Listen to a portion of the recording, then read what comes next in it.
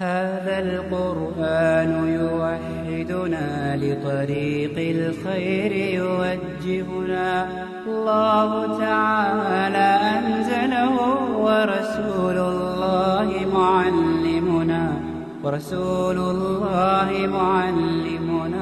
هذا القرآن يوحدنا لطريق الخير يوجهنا الله تعالى أنزله ورسول الله معلمنا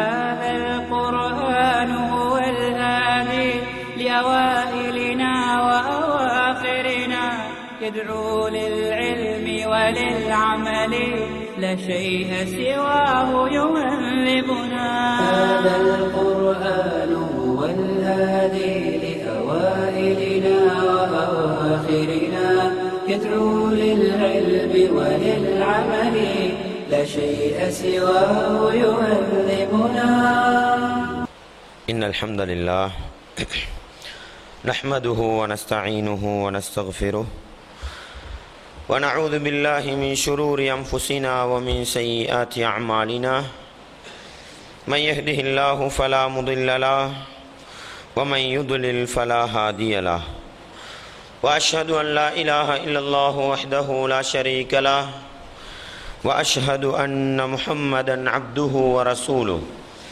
يا أيها الذين آمنوا اتقوا الله حق تقاته ولا تموتن إلا وأنتم مسلمون يا أيها الناس اتقوا ربكم الذي خلقكم من نفس واحدة وخلق منها زوجها وبث منهما رجالا كثيرا ونساء واتقوا الله الذي تساءلون به والأرحام إن الله كان عليكم رقيبا يا أيها الذين آمنوا اتقوا الله وقولوا قولا سديدا يصلح لكم أعمالكم ويغفر لكم ذنوبكم ومن يطع الله ورسوله فقد فاز فوزا عظيما أما بعد فإن أصدق الحديث كتاب الله وخير الهدي هدي محمد صلى الله عليه وسلم وشر الأمور محدثاتها وكل محدثة بدعة وكل بدعة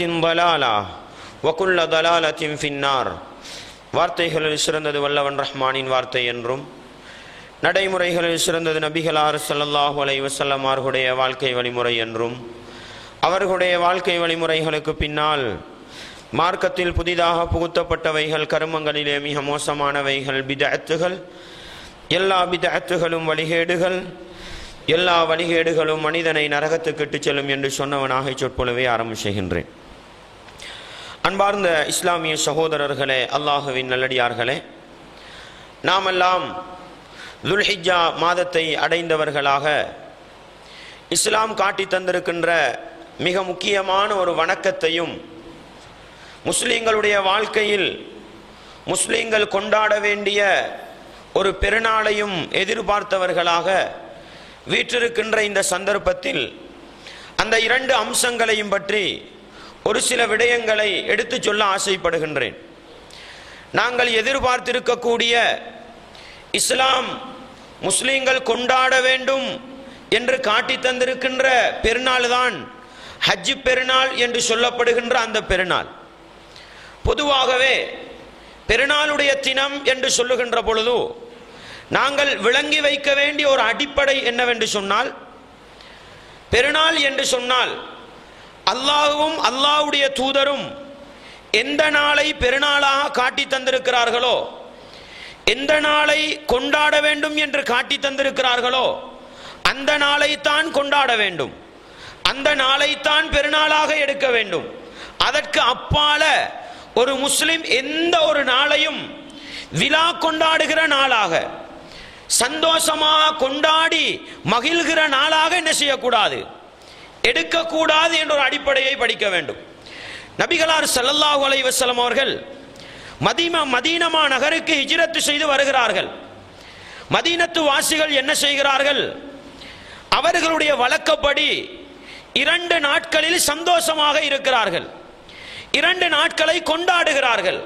அப்பொழுது நபிகளார் கேட்கிறார்கள், இது என்ன நாள், இது ஏன் நீங்கள் இந்த 2 நாளையிலும் கொண்டாடுகிறீர்கள் என்று கேட்ட பொழுது அந்த நபித்தோழர்கள் மதீனத்து வாசிகள் சொல்கிறார்கள், நாங்கள் ஜாயிலியா காலத்திலிருந்து இந்த 2 நாளையும் கொண்டாடுவோம், அந்த அடிப்படையில் தான் கொண்டாடி வருகிறோம் என்று சொன்ன பொழுது நபிகளார் ஸல்லல்லாஹு அலைஹி வஸல்லம் அவர்கள் சொன்னார்கள், அந்த 2 நாட்களை விட, அந்த நீங்கள் கொண்டாடுகிற 2 நாட்களை விடவும் அல்லாஹ் சிறந்த 2 நாட்களை உங்களுக்கு மாற்றி தந்து விட்டான்.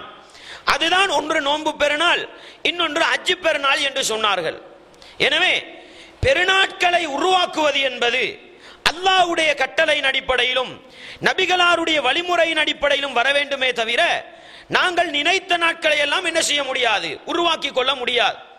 இன்றைக்கு பாடசாலை மட்டங்களில் பொதுவாகவே இஸ்லாமிக் டே என்றொன்றை கொண்டாடுவதை பார்க்கலாம், ஆசிரியர் தினம் என்றொன்றை கொண்டாடுவதை பார்க்கலாம், முதியோர் தினம் என்றொன்றை கொண்டாடுவதை பார்க்கலாம். இப்படி ஒரு சில தினங்களை வருடத்தில் குறிப்பிட்டு கொண்டாடுகிற காட்சிகளை பார்க்கிறோம். முஹம்மது நபி பிறந்த தினம், நபிகளார் மிஅராஜ் போன தினம், இப்படியெல்லாம் கொண்டாடுகிற காட்சிகளை பார்க்கிறோம். இப்படி ஒரு முஸ்லிமுக்கு ஒரு நாளை குறிப்பிட்டு கொண்டாடுகின்ற விழா செய்கிற நாளாக ஆக்க முடியுமா என்று கேட்டால் அதுவும் மார்க்கத்தில் புகுத்தப்பட்ட அம்சம்தான்.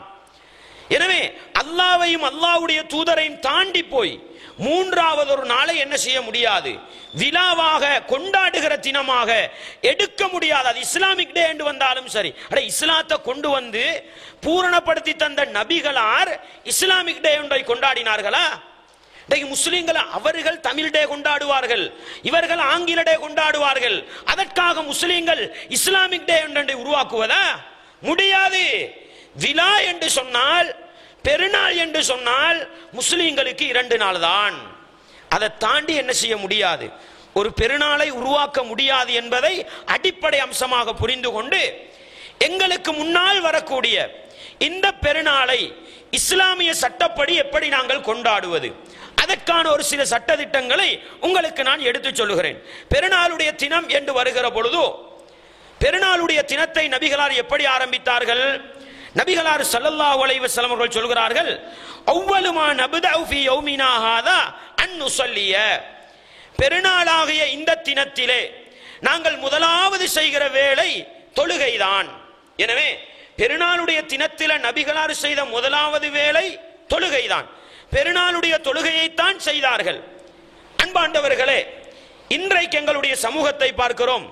பெருநாளுடைய தொழுகை என்பது சாதாரணமாக சூரியன் உதித்ததில் இருந்து 9 மணி 10 மணி வரைக்கும் என்ன செய்கிறார்கள், பிற்படுத்திக் கொண்டிருக்கிறார்கள். ஆனால் நபிகளார் என்ன சொன்னார்கள், இன்றைய தினத்தில் முதலாவது செய்கிற வேளை. அப்படியானால் சூரியன் உதித்து மிக சொற்ப நேரத்தில் நிறைவேற்றப்பட வேண்டியதுதான் எது, பெருநாளுடைய தினம் என்பதை என்ன செய்து கொள்ள வேண்டும், நானும் நீங்களும் புரிந்து கொள்ள வேண்டும்.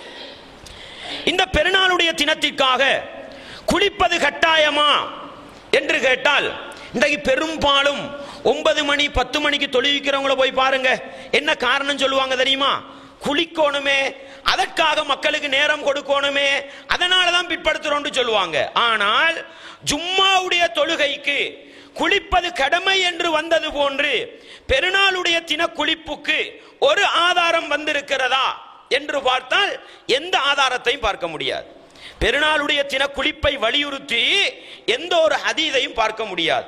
இது முதலாவது நம்ம விளங்க வேண்டியிருக்கிறது. எனவே பொதுவாகவே ஜும்மாவுடைய தினத்துக்கு நபிகளார் குளிக்க சொன்னார்கள். அந்த அடிப்படையில தான் ஜும்மா உண்டு, பெருநாள் ஹுத்பா உண்டு இருக்கிறது என்ற அடிப்படையில் பெருநாளுடைய தினத்திலும் குளிக்கலாமே அல்லாமல் அதை காரணம் சொல்லி என்ன செய்யக்கூடாது, தொழுகையை பிற்படுத்த கூடாது என்பதை என்ன செய்ய வருகிறேன், உங்களுக்கு நான் சொல்லிக் கொள்ள வருகின்றேன். எனவே அன்பாண்டவர்களே, சுபக தொழுது விட்டு வருகிறோமா, சூரியன் உதிக்கிறதா, அதோடு நம்ம என்ன செய்ய வேண்டியதான், பெருநாள் தொழுகைக்கு எங்களை நாங்கள் தயார்படுத்த வேண்டியதான் என்பதை நாங்கள் பெருநாளுடைய தினத்தை ஆரம்பிக்கின்ற அந்த அம்சத்தை புரிந்து கொள்ள வேண்டும். அன்பாண்டவர்களே, பெருநாளுடைய தொழுகையை பொறுத்தவரையில் நோன்பு பெருநாளாக இருந்தால் நபிகளார் ஸல்லல்லாஹு அலைஹி வஸல்லம் அவர்கள் எப்படி வெளியே வருவார்கள் என்றால் ஹதீதுகளில் பார்க்க முடிகிறது. புகாரியிலே 953வது ஹதீஸாக பார்க்கலாம். நபிகளார் ஸல்லல்லாஹு அலைஹி வஸல்லம் அவர்கள் நோன்பு பெருநாளாக இருந்தால் ஈத்தம்பழங்களை சாப்பிடாமல் வீட்டை விட்டு வெளியேற மாட்டார்கள். வயக்குலுஹுன்ன வித்ரா, அதையும் ஒற்றைப்பட சாப்பிட்டு விட்டு வருவார்கள். நோன்பு பெருநாளாக இருந்தால் நபிகளார் ஈத்தம்பழங்களை சாப்பிட்டு விட்டு வருவார்கள், அதுவும் ஒற்றைப்பட சாப்பிட்டு விட்டு வருவார்கள். ஹஜ் பெருநாளாக இருந்தால் தொழுகையை முடித்து விட்டு போய் தான் என்ன செய்வார்கள், நபிகளார் ஸல்லல்லாஹு அலைஹி வஸல்லம் அவர்கள் சாப்பிடுவார்கள் என்ற செய்தியை நாங்கள் பார்க்க முடிகிறது. எனவே இதுவும் பெருநாளுடைய தினத்தில் என்ன கடைபிடிக்க வேண்டிய ஒரு சுன்னா. நோன்பு பெருநாளாக இருந்தால் சாப்பிட்டு விட்டு போவோம், ஹஜ் பெருநாளாக இருந்தால் தொழுது விட்டு வந்து என்ன செய்வோம், உதுஹியாவை அந்த அளவு வேகமா அறுக்க முடியும் என்றால் அதை அறுத்து அதையே சாப்பிடுவது என்ன. நபிகளார் அப்படியே சொல்வார்கள், நாங்கள் தொழுகையை முடித்து விட்டு வந்து எங்களுடைய உதுஹியாவிலிருந்து சாப்பிடுவோம் என்கின்ற அளவுக்கு உதுஹியாவை அந்த அளவு வேகமாக செய்ய முடியுமா, அதை முடிச்சு அதை சாப்பிடுறதும் என்னதான் உதுஹியா அந்த அளவு வேகமாக செய்யப்பட வேண்டிய ஒரு காரியம்ன்றதையும் நம்ம புரிந்து கொள்ள வேண்டும். அன்பார்ந்தவர்களே, இஸ்லாமிய சகோதரர்களே, அடுத்த கட்டம் இந்த பெருநாளுடைய தினத்துக்கு நம்ம வரும் பொழுது அதிலும் நபிகளார் ஒரு சுன்னாவை காட்டி தந்தார்கள். எப்படி நபித்தோழர்கள் சொல்லுவார்கள், நபிகளார் ஸல்லல்லாஹு அலைஹி வஸல்லம் அவர்கள் பெருநாள் தொழுகைக்காக வந்தால் கான யுகாலிஹு தரீக், பாதையை மாற்றம் செய்பவர்களாக இருந்தார்கள். வரும் பொழுது ஒரு பாதையில வருவார்கள், திரும்பி செல்லும் பொழுது வேறொரு பாதையிலே போவார்கள். இது நபிகளார் இப்படி ஒரு சுன்னாவை செஞ்சிருக்கிறாங்க. என்ன காரணத்துக்காக செஞ்சாங்க என்ற காரணம் எல்லாம் நபிகளார் என்ன செய்யல, சொல்லி தரல. எனவே நம்ம பெருநாள் தொழுகைக்கு போற இடத்துக்கு இரண்டு வழிகள் இருக்குமானால் ஒரு வழியில போறது இன்னொரு வழியில திரும்பி வாரது என்ன சுன்னாவாக இருக்கிறது என்பதையும் நம்ம என்ன செய்து கொள்ள வேண்டும், கடைபிடித்துக் கொள்ள வேண்டும். இதுவும் இஸ்லாமிய முறைப்படி பெருநாளை கொண்டாடுவதற்கான ஒழுங்குமுறைகள் ஒன்றுதான். அடுத்தது நம்ம மிக முக்கியமாக பார்க்க வேண்டிய அம்சம் என்னவென்றால், இந்த பெருநாள் தொழுகையை எங்கே நிறைவேற்றுவது, எப்படி நிறைவேற்றுவது. அன்பாண்டவர்களே, இஸ்லாமிய சகோதரர்களே, பெருநாள் தொழுகை நிறைவேற்றுவதை பொறுத்தவரையில் நபிகளார் ஸல்லல்லாஹு அலைஹி வஸல்லம் அவர்களை பற்றி நபித்தோழர்கள் என்ன சொல்கிறார்கள், கானன் நபியு ஸல்லல்லாஹு அலைஹி வஸல்லம் யஹ்ருஜு யௌமல் ஃபித்ரி வல் அத்ஹா இலல் முஸல்லா. நபிகளார் ஸல்லல்லாஹு அலைஹி வஸல்லம் அவர்கள் நோன்பு பெருநாள் தினத்திலும் ஹஜ் பெருநாள் தினத்திலும் பள்ளியில தொழ மாட்டாங்க, முசல்லாவுக்கு வெளியேறி செல்வார்கள். முசல்லாண்டு சொன்னா என்ன, முசல்லாண்டா தொழக்கூடிய திடல், மஸ்ஜிதுண்டா அதுக்கு கட்டப்பட்ட இடம். இது மஸ்ஜிது, ஆனா ஒரு கிரவுண்ட் இருக்குது அல்லது ஒரு முற்றவெளி இருக்குது, அங்க நம்ம தொழுகிறோம்டா அந்த இடத்துக்கு முசல்லாண்டு சொல்லுவோம். நபிகளார் ஸல்லல்லாஹு அலைஹி வஸல்லம் அவர்களுடைய மஸ்ஜிதுன் நபவியுடைய சிறப்பை நீங்க பார்த்திருப்பீங்க. ஏனைய இடங்களில் தொழுவதை விட மஸ்ஜிதுன் நபவியில் தொழுவது சிறப்பா இல்லையா? அதிலையும் ரசூலுல்லாஹி ஸல்லல்லாஹு அலைஹி வஸல்லம் அவர்கள் நபிகளாருடைய மிம்பருக்கும் நபிகளாருடைய வீட்டுக்கும் இடையில் நீங்கள் மேய்ந்து கொள்ளுங்கள் என்று சொன்னார்கள் நபிகளார் ஸல்லல்லாஹு அலைஹி வஸல்லம். அந்த அளவு சிறந்த இடத்தை விட்டுதான் நபிகளார் எங்கே போனார்கள், கஸீர் இப்னு சல்த் என்பவருடைய வீட்டுக்கு முன்னால் இருந்த மிகப்பெரிய ஒரு திறந்த வெளியில் தான் நபிகளார் தொழக்கூடியவர்களாக இருந்தார்கள். எந்த அளவுக்கு சுன்னா வந்திருக்கிறது தெரியுமா? நபிகளார் ஸல்லல்லாஹு அலைஹி வஸல்லம் அவர்கள் தொழும் பொழுது முன்னால் ஒரு சுத்ரா, ஒரு திரை இல்லாமல் தொழ மாட்டார்கள், ஒரு தடை வைக்காமல் தொழ மாட்டார்கள். இப்படி ஒரு திறந்த வெளியில நின்று என்ன செய்யறது இல்ல, நபிகளார் தொழுகிறது இல்ல. முன்னால் ஏதாவது ஒரு பொருள் என்ன செய்வார்கள், கம்பு போன்ற ஒரு பொருளை தடையாக எடுத்துக் கொள்வார்கள். எந்த அளவுக்கு நபிகளார் சொல்கிறார்கள் தெரியுமா? நபிகளார் தொழுகைக்கு போகும் பொழுது அவர்களோடு அந்த தடியும் தூக்கி செல்லப்படும். இந்த அளவுக்கு கவனிச்சாங்க ரசூலுல்லாஹ். பள்ளியில தொழுதா இந்த தொல்லையெல்லாம் இருக்குதா? முன்னால மதில் இருக்கும், தொழுதுட்டு போயிடலாம், முன்னால செவர் இருக்கும், தொழுதுட்டு போயிடலாம். நபிகளார் திடலுக்கு போவார்கள் என்பதும் ஒரு சுன்னா. திடலுக்கு போகும் பொழுது இது மாதிரி ஒரு கம்பு அதை முன்னால நட்டி அதை நோக்கி தான் ரசூலுல்லாஹ் தொழுவாங்க. இந்த அளவு என்ன செய்யப்பட்டிருக்குது, சுன்னா கவனிக்கப்பட்டிருக்குது. ஆனால் என்ன கவலை தெரியுமா? நபிகளாருடைய வாழ்நாளிலே ஒரு நாளாவது பள்ளியில் தொழுதிருக்கிறார்களா என்று பார்த்தால் எந்த ஆதாரமும் கிடையாது. ஆனா இன்றைக்கு பாருங்க, வாழ்நாளில் ஒரு தடவை கிரவுண்ட்ல தொழுது அது பெரிய வேலை. அந்த அளவு பள்ளியில தான் தொழுதுகிட்டு இருக்கிறாங்க. காரணம் என்ன? பள்ளியில இடம் இல்லை. அன்றைக்கு பள்ளியில இடம் இருக்கலையாம் ரசூலுல்லாஹ் காலத்துல. அன்பார்ந்தவர்களே, அதனாலதான் ரசூலுல்லாஹ் வெளியே போனாங்களாம். நான் கேட்கிறேன், இன்றைக்கு பள்ளியில இடம் இருக்குதோ? அப்ப ஏன் ஆண்களுக்கு வேற பெண்களுக்கு வேற தொழுவிச்சுக்கிட்டு இருக்கிறீங்க? அப்படித்தானே? ஊர்ல புத்தள டவுன்ல உள்ள எல்லாரும் புத்தளம் பெரிய பள்ளிக்கு போனா புத்தளம் பெரிய பள்ளி கொள்ளுமா? ஆண்கள் பெண்கள் எல்லோரும் சேர்ந்து போனா கொள்ளுமா? அன்பாண்டவர்களே, அது ஒரு காரணமே கிடையாது. நபிகளார் காரணம் சொல்லாததற்கு நம்ம ஒரு காரணம் வைக்க கூடாது. நபிகளார் இதுக்குத்தான் நான் போனேன் என்று சொன்னா சொல்லலாம். நபிகளார் சொல்லாத வரைக்கும் என்ன செய்யக்கூடாது, நம்ம காரணம் கற்பிக்க போகக்கூடாது. நபிகளார் போனாங்களா, சமிஅனா வ அத்தஅனா, செவிமடுத்தோம், வாழ்க்கையில நடைமுறைப்படுத்தினோம். எனவே நபிகளார் பொதுத்திடலிலே திறந்த வழிகளில் தொழுவித்தார்கள் என்றால் இன்றைக்கு நானும் நீங்களும் பள்ளிக்குள் அந்த வணக்கத்தை ஆக்குவதற்கு என்ன ஆதாரம் இருக்கிறது? அன்பார்ந்தவர்களே, இஸ்லாமிய சகோதரர்களே, ரசூலுல்லாஹி ஸல்லல்லாஹு அலைஹி வஸல்லம் அவர்கள் எந்த அளவுக்கு கவனித்தார்கள் என்று சொன்னால், பெருநாளுடைய தொழுகையை பொறுத்தவரையில் ஏனைய தொழுகைகளுக்கு வலியுறுத்தப்படாத அளவுக்கு பெருநாள் தொழுகைக்கு பெண்கள் வர வேண்டும் என்று வலியுறுத்தப்பட்டார்கள். ரசூலுல்லாஹி ஸல்லல்லாஹு அலைஹி வஸல்லம் அவர்கள் எந்த அளவுக்கு சொன்னார்கள் என்று சொன்னால், உம்மு அத்தியா ரலியல்லாஹு அன்ஹா சொல்றாங்க, அமரனா, நபிகளார் எங்களுக்கு கட்டளை போட்டார்கள். சும்மா சொல்லல, விளங்குதா? நபிகளார் எங்களுக்கு ஆர்டர் போட்டார்கள், கட்டளை போட்டார்கள். அன்னுஹ்ரிஜல் அவாத்திக வதவாத்துல் ஹுதூரி. என்ன சொல்றாங்க தெரியுமா? கன்னி பெண்கள் இருக்கிறாங்க பாருங்க, கன்னி பெண்கள். தவாத்துல் ஹுதுர், கன்னி பெண்களையும் ஒரு சாரார் இருப்பாங்க, வீட்டுள்ளுக்கே மறைஞ்சி வாழ்வாங்க, அவங்க எதுக்குமே வெளியே வர மாட்டாங்க. பெண்களை மட்டும் வர சொன்னா போதுமா இல்லையா? ரசூலா எந்த அளவு தெளிவா சொல்லி இருக்கிறாங்க, பெண்களும் வரணும், வீட்டுக்குள் முடங்கி வாழுகின்ற அந்த கன்னி பெண்களும் என்ன செய்யணும், பெருநாள் தொழுகை திடலுக்கு வர வேண்டும். எந்த அளவுக்கு சொன்னாங்க தெரியுமா? மாதவிடாய் காலத்து பெண்கள் இருந்தால் அவர்களும் வர வேண்டும் என்று சொன்னார்கள், அவர்களும் வர வேண்டும் என்று சொன்னார்கள். ஒரு சில பெண்மணிகள் எழும்பி கேட்டார்கள், அல்லாஹ்வின் தூதரே, எங்களில் சில பெண்களுக்கு முழுக்கவும் மறைக்கின்ற ஆடை இல்லையே, நாங்களும் வர வேண்டுமா என்று கேட்டார்கள். நபிகளார் தெரியுமா சொன்னார்கள், இன்னொரு பெண்ணிடத்திலே இரவல் வாங்கி உடுத்துக் கொண்டு வா என்று சொன்னார்கள். அல்லாஹு அக்பர். அன்பார்ந்தவர்களே, இஸ்லாமிய சகோதரர்களே, நபிகளார் எந்த அளவு வலியுறுத்தி இருக்கிறார்கள் என்று பாருங்கள். நம்ம அந்த வணக்கத்தை கொண்டு போய் பள்ளியில வச்சு, பள்ளிக்கு என்ன, ஒரு சாரார் சும்மாவே வாரதில்லை, இன்னொரு சாரார் மாதவிடாய்ந்து வாரதில்லை. என்னப்பா, ரசூலுல்லாஹ்வோட சுன்னாவை வலியுறுத்தி நபிகளார் செய்த மாதிரி ஏன் இதை செய்ய முடியாது? அன்பாண்டவர்களே, இதுல ஆழமான ஒரு தத்துவம் இருக்குது, உங்களுக்கு தெரியுமா? என்னண்டா, இன்றைக்கு பொதுவாகவே இஸ்லாத்திர விரோதிகள் முதலாவது பிரச்சனை வந்தா எதுல போய் கைய வைக்கிறது? எதுல போய் கைய வைக்கிறது? பள்ளியில தான் கைய வைக்கிறது, இல்லையா? பள்ளியை பத்த வைக்கணும், பள்ளியை உடைக்கணும், அப்ப முஸ்லிம்களோட ரத்தம் கொதிக்கும். அன்பாண்டவர்களே, முஸ்லிம்களுடைய ரத்தம் கொதிக்கத்தான் வேண்டும். ஆனால் நபிகளார் ஏனைய சமூகங்களுக்கு போன்று பள்ளியில தான் போய் தொழணும் சொன்னாங்களா? நபிகளா சொன்ன, என்னுடைய உம்மத்துக்கு கொடுக்கப்பட்ட சிறப்பம்சங்களில் ஒன்றுதான் இந்த பூமி முழுக்க மஸ்ஜிதாக்கப்பட்டது, இந்த பூமி முழுக்க பள்ளியாக்கப்பட்டது. எந்த இடத்தில் தொழுகை அடைந்து கொள்வார்களோ அந்த இடத்தில் அவர்கள் தொழலாம். இந்த அனுமதி இருக்குது. நம்ம போய் ஒரு நாளைக்கு பெருநாள் தொழுகைய இந்த புத்தளத்தில் இருக்கக்கூடிய பெரிய மைதானத்தை பிடித்து தொழுவித்தோம். மற்ற மக்கள் உள்ளது ஆட்டோமேட்டிக்கா என்ன தெரியுமா வரும்? இவன் பள்ளியை கட்டி பிடிக்கிற சமூகம் இல்லப்பா, நம்ம பள்ளியை உடைச்சாலும் முத்தத்துல தொழுவானுங்க, இல்லையா? வராதா? நம்ம பள்ளி பள்ளி பள்ளி நின்றோம், அவனும் அதைத்தான் டார்கெட் பண்ணிக்கிட்டு இருக்கிறான். என்ன சொல்ல வேண்டும்? நீ பள்ளியை உடை, நாங்கள் முத்தத்திலே தொழுவோம், நாங்கள் வெளி மணலிலே தொழுவோம். பிரச்சனையா? இதை நம்ம அவனுக்கு காட்டல. நம்மட சமூகம் முற்றவெளிகளில் நின்று தொழுது காட்டவில்லை. பயணம் போனாலும் தொழுகிறதில்லை, ட்ரிப் போனாலும் தொழுகிறதில்லை. அவன் நினைச்சுக்கிட்டான் இவன்ட பள்ளிதான் வணங்குற இடம் உண்டு. எனவே அவன் என்ன செய்யறான்? எனவே அன்பாண்டவர்கள், இதில் ஆழமான ஒரு தத்துவம் இருக்குது.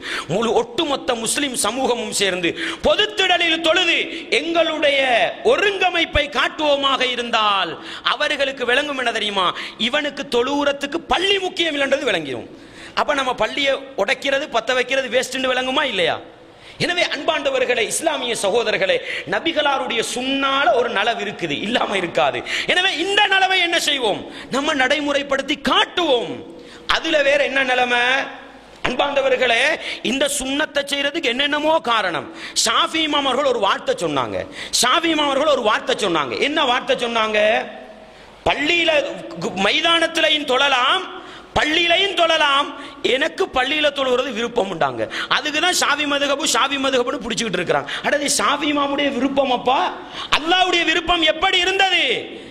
ஹுலஃபாக்களுடைய காலத்தை எடுத்து பாருங்கள், தாபியங்களுடைய காலத்தை எடுத்து பாருங்கள். கசீர் இப்னு சல்த் என்பவருடைய வீட்டு தடலில் தான் தொழுவிக்கப்பட்டிருக்கிறது. மர்வானுடைய ஆட்சி காலம், மர்வானுடைய ஆட்சி காலம். அவருடைய ஆட்சி காலத்தில் பெருநாள் தொழுகைக்கு என்ன செய்கிறார்கள்? போகிறார்கள். அந்த நேரத்தில் இருக்கிறார் அபூ சயீத் அல் குத்ரி ரலியல்லாஹு அன்ஹு அவர்கள். அவங்க சொல்றாங்க, நாங்க கசீர் இப்னு சல்துடைய வீட்டுக்கு முன்னால தான் தொழுவோம். அன்றைய தினம் நம்ம போய் பார்த்தா என்ன நடக்குது? ஒரு மிம்பர் மேடையை கட்டி வச்சிருக்கிறாரு. அதுவரைக்கும் மிம்பர் மேடை இருக்கவில்லை. பெருநாள் தொழுகைக்கு மிம்பர் மேடை அவசியமா? ரசூலுல்லாஹி ஸல்லல்லாஹு அலைஹி வஸல்லம் அவர்கள் பெருநாள் தொழுகைக்கு மிம்பர் மேடையை பயன்படுத்தவில்லை. என்ன சொல்றாங்க? மர்வான் என்பவர் தான் முதல் தடவையாக என்ன செய்கிறார்? மிம்பர் மேடையை கட்டி. ரசூலுல்லாஹ்வுடைய சுன்னா என்ன தெரியுமா? தொழுது போட்டு தான் உரை நிகழ்த்துவார்கள். ஜும்மாவை போல அல்ல. பெருநாள் தொழுகை தொழுது போட்டு தான் ஜும்மாவை நடத்துறது. இவர் என்ன செய்யறாரு? வந்த வரத்துக்கு எங்க போறாரு? மிம்பர் மேடைக்கு ஏற போறாரு. அபூ சயீத் குத்ரி என்ன தெரியுமா செஞ்சாங்க? ஃபஜதபஹு, அவர் உடுப்பை பிடிச்சி இழுக்கிறாங்க. நபிகளாருடைய சுன்னாவுக்கு மாறு செய்யாதே என்று சொல்கிறார்கள். அன்பார்ந்தவர்களே, இஸ்லாமிய சகோதரர்களே, அவர் சொல்கிறார், உங்களுக்கு தெரிஞ்ச காலமெல்லாம் மலையேறி போயிட்டுது, நம்ம இப்படித்தான் செய்வோம்டார். என்ன தெரியுமா சொன்னாரு? கய்யறுத்தும் வல்லாஹி கய்யறுத்தும், கய்யறுத்தும் வல்லாஹி கய்யறுத்தும், அல்லாஹ்வின் மீது சத்தியமாக அல்லாஹ்வுடைய மார்க்கத்தை மாற்றி விட்டீர்கள், மாற்றி விட்டீர்கள் என்ன செய்தார்கள்? சத்தியம் செய்து சொன்னார்கள். முஸ்லிமிலே ஹதீஸ் வருகிறது, சும்மன் ஸரஃப, அவர் திரும்பி போயிட்டார்னே வருகிறது. கையால இழுத்து பார்த்தார், கையால தவ்வா, நாவால் எடுத்து சொன்னாரு, சரி வரல, கையால தவ்வா செஞ்ச, நாவால தவ்வா செஞ்சாரு. மூணாவது கட்டம் சும்மன் ஸரஃப, உள்ளத்தால வெறுத்து ஒதுங்கி திரும்பி போயிட்டார்னா முஸ்லிம்ல ஹதீஸ பார்க்க முடிகிறது. அதுக்கு பின்னால தான் சொன்னாங்க, நபிகளார் சொன்னதை நான் இந்த காதினால் கேட்டு நிற்கிறேன். யார் ஒரு பாவத்தை கண்டு ஒரு தவறை கண்டால் அவர் கையினால் தடுக்கட்டும், முடியாவிட்டால் நாவினால் தடுக்கட்டும், முடியாவிட்டால் உள்ளத்தினால் தடுக்கட்டும், அதுதான் ஈமானின் கடைசி கட்டம் என்று அந்த கட்டத்தில் தான் யார் சொன்னா?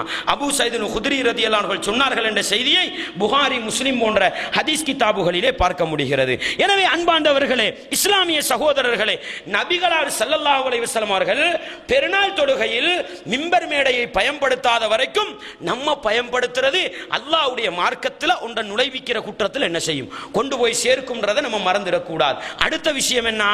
ரசூலுல்லாஹி ஸல்லல்லாஹு அலைஹி வஸல்லம் அவர்கள் ஆண்கள் பெண்கள் எல்லோரையும் ஒரே நேரத்தில் எடுத்து ஒரு தடவை தான் தொழுவிச்சாங்க. ஒரு தடவை தான் தொழுவிச்சாங்க. ஆனா பெண்களுக்கு தனிய ஒரு அறிவுரை பண்ணினாங்கன்னு வந்திருக்குது. ஆண்களுக்கு பண்ணி போட்டு பிலால் ரலியல்லாஹு அவர்களை அழைத்து சென்று பெண்களுக்கு முன்னால் நின்று கொண்டு என்ன செய்தார்கள்? அவர்களுக்கு ஒரு நசீஹத் அறிவுரை பண்ணினாங்கன்னு வந்திருக்குது. ஆனா இன்றைக்கு என்ன நிலைமை? பெண்களுக்கு ஒரு நேரம், ஆண்களுக்கு ஒரு நேரம். அட, இப்படி நீங்க ரெண்டு தடவை தொழுவிக்கிறீங்களே அப்பா, நபிகளார் ஒரு தடவை செய்த வணக்கத்தை ஒரே பள்ளியுள்ளுக்கு ரெண்டு தடவை செய்றீங்களே, இதுக்கு என்ன அடிப்படை? அதுல வேற பார்க்கணும். ரெண்டு பேர் வந்து நிப்பாங்க, இந்த இன்னொருக்கா இமாமத்து, அதுக்கு போற சலாம் கொடுக்க இன்னும் 3 பேர், இந்த இன்னொரு இமாமத்து. என்னங்க இது? ஜும்மாவை இப்படி தொழுவீங்களா? நீங்க ஜும்மாவை இப்படி தொழுவீங்களா? ஏன் அல்லாஹ்வுடைய மார்க்கத்தில் இல்லாததை புகுத்துகின்றோம்? நன்றாக விளங்குங்கள். பெருநாள் தொழுகை என்பது உரையோடுதான் தொழுகையும் வர வேண்டும், உரையோடுதான் தொழுகையும் வர வேண்டும். நம்ம நினைச்ச மாதிரி என்ன செய்ய இயலாது, மாற்ற முடியாது என்பதையும் புரிந்து கொள்ள வேண்டும். எனவே இதெல்லாம் சமூகத்தை வந்து நமக்கு நினைச்ச மாதிரி கொண்டு போக இயலாது, சமூகத்துக்கு ஏத்த மாதிரி மார்க்கத்தை கொண்டு போக இயலாது, மார்க்கத்துக்கு ஏத்த மாதிரி சமூகத்தை கொண்டு போகணும். விளங்குதா? நபிகளார் பெருநாளுடைய தினத்தில் முதலாவது தொழுவித்தார்களா? சமூகத்தை அந்த நேரத்துக்கு எடுத்து பழக்குவோம். இந்த நேரம் 2 பேருக்கு தொழுகை இல்லா போச்சுதான், அடுத்த தடவை முடிவெடுப்ப நேரத்தோட போகணும். நீங்க பிற்படுத்த சமூகமும் பிந்தி பிந்தி போகுமே தவிர ஒரு நாளும் என்ன செய்யாது, முன்னேறி வராது. பெண்களை சமூக அந்த ரசூலுல்லாஹ் பெருநாள் திடலுக்கு எடுத்தார்கள் என்றால் நம்ம எந்த அளவுக்கு சொன்னாங்க தெரியுமா? மாதவிடாய் காலத்து பெண்கள் தொழுகையில பங்கேற்க மாட்டாங்க, ஒதுங்கி இருப்பாங்க. ஏனைய நல்ல காரியத்தில் பங்கெடுத்துக் கொள்வாங்க. துவா கேட்கிறது, அல்லாஹ்வை திக்ர் செய்யறது, தக்பீர் செய்யறது, இதெல்லாம் பங்கெடுத்துக் கொள்வாங்க என்று ரசூலுல்லாஹி ஸல்லல்லாஹு அலைஹி வஸல்லம் சொன்னதையெல்லாம் பார்க்க முடிகிறது. எனவே நபிகளாருடைய சுன்னாவை பின்பற்றி எங்களுடைய வணக்க வழிபாடுகளையும் பொதுத்திரலில் ஏற்படுத்திக் கொள்ள வேண்டும். அதிலையும் முழு புத்தள மக்களையும் ஒரே இடத்துல ஒன்று சேர்க்க முடியுமா? அல்லாஹு அக்பர். அதுதான் வரவேற்கத்தக்கது, அதுதான் வரவேற்கத்தக்கது. ஏண்டா நபிகளாருடைய காலத்துல கசீர் இப்னு சல்துடைய வீட்டுக்கு முன்னால தவிர வேற எங்கேயும் தொழல, ஒரு இடம் தான் இருந்திருக்குது. எனவே புத்தளத்துல முடியுமா?